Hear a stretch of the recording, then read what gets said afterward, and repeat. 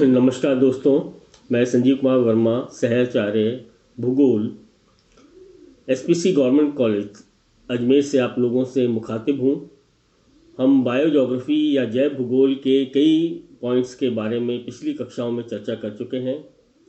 आज हम चर्चा करेंगे प्लांट सक्सेशन या पादप अनुक्रमण के प्रक्रमों के बारे में। उसको समझने से पहले हमने जो पिछली कक्षाओं में अनुक्रमण के कारक और अनुक्रमण के प्रकार पढ़े हैं, उसके बारे में थोड़ी जानकारी होना आवश्यक है। तो अनुक्रमण के कारक कितने प्रकार के होते हैं? आपने पिछली जो कक्षा में पढ़ा है, अनुक्रमण के कारक होते हैं जलवायु, भूस्खलन, मृदा अपरदन, भूकंप, ज्वालामुखी, दावाग्नि और जैविक कारक। अब इनके बारे में हम एक एक करके थोड़ा सा पढ़ेंगे, जिसके कारण आपको आगे उसका प्रोसेस समझने में आसानी रहेगी। पादपों के लिए वृहद स्तरीय जलवायु की अपेक्षा लघु स्तरीय जलवायु अर्थात आसपास की जो जलवायु दशाएं होती हैं, उनका अधिक महत्व होता है। जलवायु कारकों में तापमान, वर्षा, प्रकाश, आर्द्रता आदि सम्मिलित होते हैं। प्राय पादप अपनी जलवायु दशाओं से अनुकूलन एडप्टेशन कर लेते हैं, अतः फलते फूलते रहते हैं। जब किसी स्थान विशेष की जलवायु दशाओं में यकायक परिवर्तन आ जाता है, तो पादप उसे दीर्घ अवधि तक सहन नहीं कर पाते एवं नष्ट हो जाते हैं।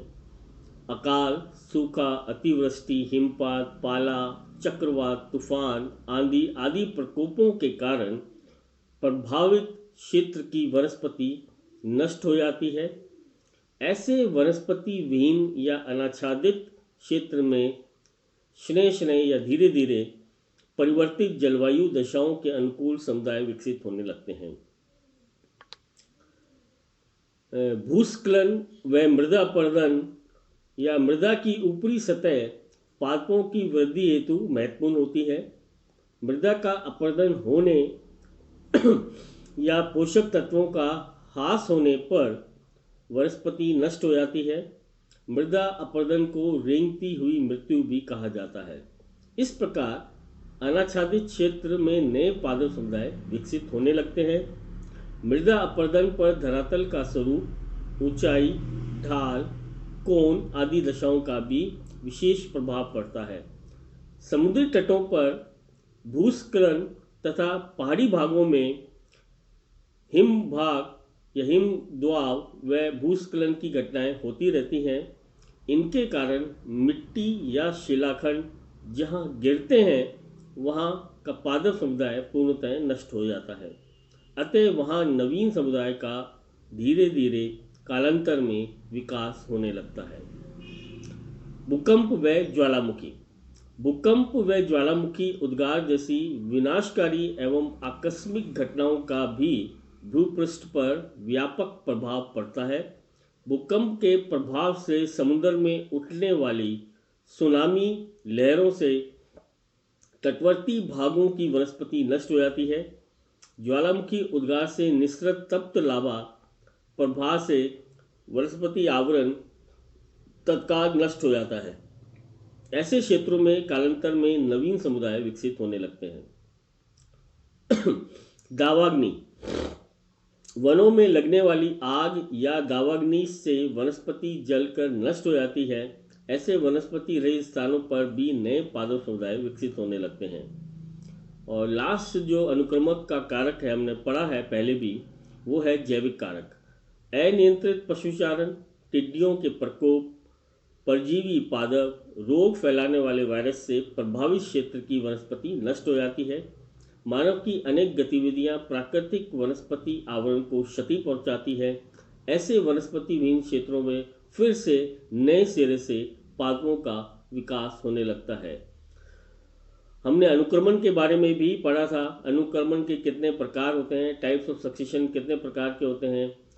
क्लीमेंट्स महोदय का जो वर्गीकरण है, आवास के आधार पर, उनके स्थलों में होने वाले परिवर्तन के आधार पर अनुक्रमण को दो भागों में बांटते हैं। पहला प्राथमिक अनुक्रमण कहलाता है। इसके अंतर्गत ऐसे क्षेत्रों में वनस्पति समुदाय के विकास को सम्मिलित करते हैं जहाँ पहले किसी प्रकार के पौधों का विकास नहीं हुआ हो। और दूसरे प्रकार के होते हैं द्वितीयक अनुक्रमण, जैसे किसी स्थान पर वनस्पति का विकास तो हुआ हो किंतु कालांतर में मानवीय हस्तक्षेप के कारण या प्राकृतिक कारणों से वह वनस्पति वन आच्छादित होते हुए भी नष्ट हो गई हो और पुनः उससे विकास को द्वितीय अनुक्रमण कहते हैं। आज हम पढ़ेंगे पादपों के सामान्य प्रक्रम। प्राथमिक अनुक्रमण की संपूर्ण प्रक्रिया अनेक क्रमिक चरणों में जाकर पूर्ण होती है, जो कि इस प्रकार से हैं। पहली प्रक्रिया है अनाच्छादन या न्यूडिशन, NUDATION, न्यूडिशन। भूस्खलन, अपर्दन, निक्षेपण, ज्वालामुखी उद्गार आदि कारकों या कारणों से किसी क्षेत्र के वनस्पति विहीन हो जाने की क्रिया को अनाच्छादन कहते हैं। किसी भी क्षेत्र में अनाच्छादन के पश्चात ही अनुक्रमण की क्रिया प्रारंभ होती है। भौतिक भूगोल में अनाच्छादन शब्द का प्रयोग किसी भौतिक कारक द्वारा निम्न एवं शैलों के आवरण उतर जाने अथवा भूमि के घिस जाने के संबंध में किया जाता है। दूसरा जो प्रोसेस है, प्रक्रम है, वो कहलाता है आक्रमण। आक्रमण मतलब इन्वेजन। प्राकृतिक या मानवीय कारकों द्वारा अनाच्छादित हुए क्षेत्र में अन्य स्थानों से आकर विभिन्न पादपों के सफलतापूर्वक स्थापित हो जाने की प्रक्रिया को आक्रमण कहते हैं।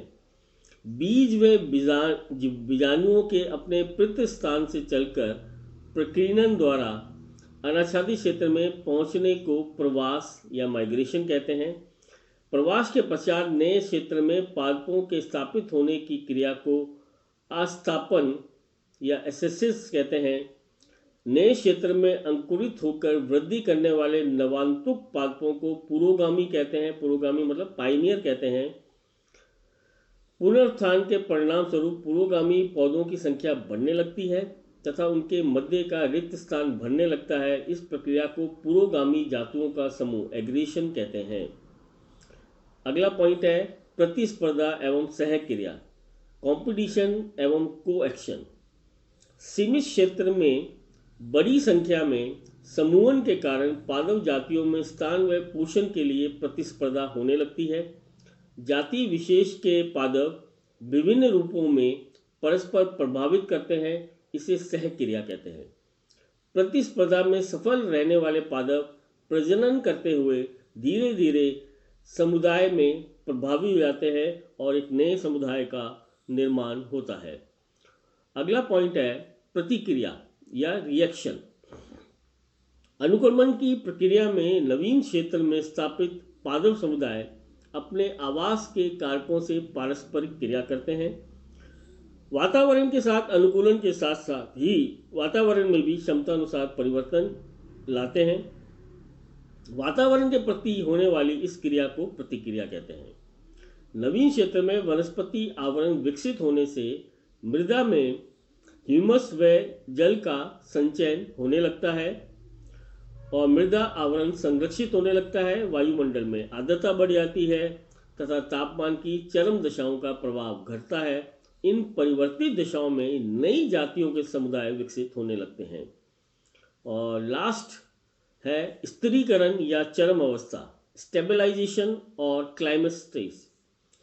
अनाच्छादन, आक्रमण, प्रतिस्पर्धा, प्रतिक्रिया, सहक्रिया के पश्चात अनुक्रमण की प्रक्रिया में एक अवस्था ऐसी भी आती है जिसमें पादप समुदाय व उस क्षेत्र की जलवायु में सामंजस्य स्थापित हो जाने से समुदायों के स्वरूप और संगठन में विशेष परिवर्तन नहीं आता। अनुक्रमण की इस अंतिम अवस्था को चरम अवस्था तथा उत्पन्न वनस्पति को चरम वनस्पति या चरम समुदाय क्लाइमेक्स कम्युनिटी कहते हैं। ये किसी भी आवास में वनस्पति समुदाय की स्थिरता का द्योतक होता है। इसमें जातियों की संख्या अधिक नहीं होती, एक ही जाति के समुदाय की प्रधानता मिलती है। चरम वनस्पति के संबंध में क्लीमेंट्स ने एकल चरम सिद्धांत या मोनो क्लाइमेक्स थ्योरी प्रस्तुत की। इनके अनुसार प्रादेशिक जलवायु चरम वनस्पति का प्रमुख नियंत्रक कारक होता है। जब पारिस्थितिक तंत्र प्रौढ़ हो जाता है तो बाह्य जातियों का आक्रमण या घुसपैठ नहीं हो पाती। इस सिद्धांत के विपरीत टांसले और हिकेटर आदि ने बहुल चरम सिद्धांत या पॉली क्लाइमेक्स थ्योरी प्रस्तुत की। इनके अनुसार यद्यपि एक जलवायु प्रदेश के सभी आवासों की वृहद स्तरीय जलवायु एक जैसी होती है, किंतु स्थानीय जलवायु, मृदा, शैल, उच्चावच व जैविक कारकों के विभिन्न संयोगों के कारण विभिन्न आवासों में विभिन्न चरम समुदाय विकसित होते हैं। अर्थात किसी भी आवास में चरम समुदाय का निर्माण उस क्षेत्र के सभी कारकों के सम्मिलित कार्यों एवं परिणामों का प्रतिफल होता है, जो कि बिल्कुल सही बात है। इस प्रकार हमने प्लांट सक्सेशन के बारे में और उसकी प्रक्रिया, उसके प्रकार, उसके कारक, उसके फैक्टर अफेक्टिंग, उसके प्रक्रमों के बारे में चर्चा की। अब हम पढ़ेंगे आगे वाली क्लासों में पादप वर्गीकरण, प्रकीर्णन और वितरण, क्लासिफिकेशन, डिस्पर्जन और डिस्ट्रीब्यूशन ऑफ प्लांट्स किस प्रकार होता है। धन्यवाद।